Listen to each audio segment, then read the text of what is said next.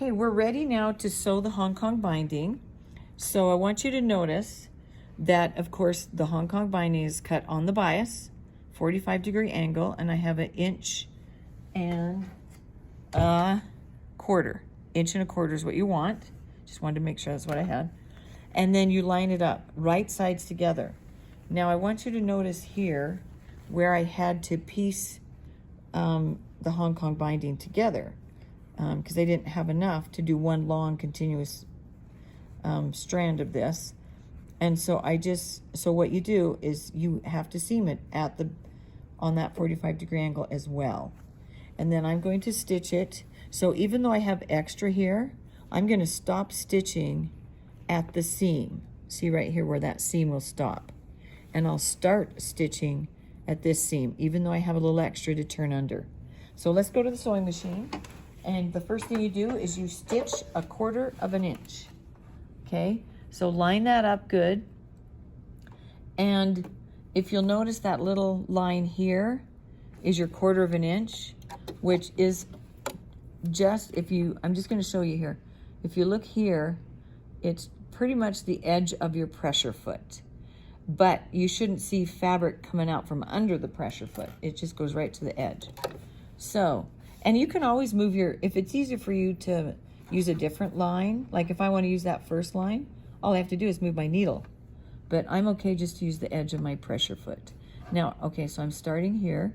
So I'm going to put my needle down right at where my pin is. Line that up. And I'm going to go forward a few stitches and then go back a few stitches. Okay, and then I'm just going to, as I sew, I'm just going to make sure that my lining fabric here, my binding, matches right up to, and I'm actually following this little line more than the end of the pressure foot because I can see that as I go in, as the fabric goes into the feed dog. I just find that a little bit easier to follow.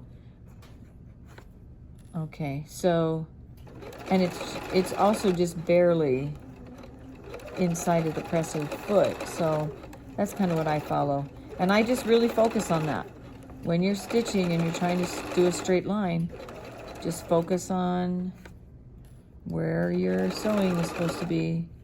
And I haven't done the ends yet because I want to sew this on while my band is flat. Because if I try sewing this on when my band is circular, then it's going to be kind of a nightmare. Okay, so just go ahead and sew this all the way. Okay, and I'm going to stop where this seam is. So I've got my pin there to show me where to stop.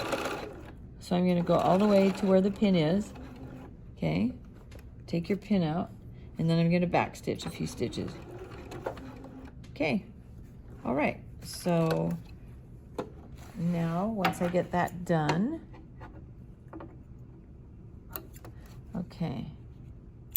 All right, the next thing I'm going to do is I'm going to take the Hong Kong binding and I go straight up and then I come down over top. See how it binds the edge? And then I stitch in the ditch right here. So I'm going to go ahead and press this and get that right where I want it to be. And then I will go ahead and pin that. And you want to get it nice and smooth. The reason we do this on the bias is because notice how it wraps around so smoothly. In fact, this is going on so nice, I can probably just go ahead and pin it really good and then press it when I'm finished. But either way, it wraps around so beautifully because it's on the bias. All right, so I'm going to get this all pinned and then I'll show you how to stitch it in the ditch.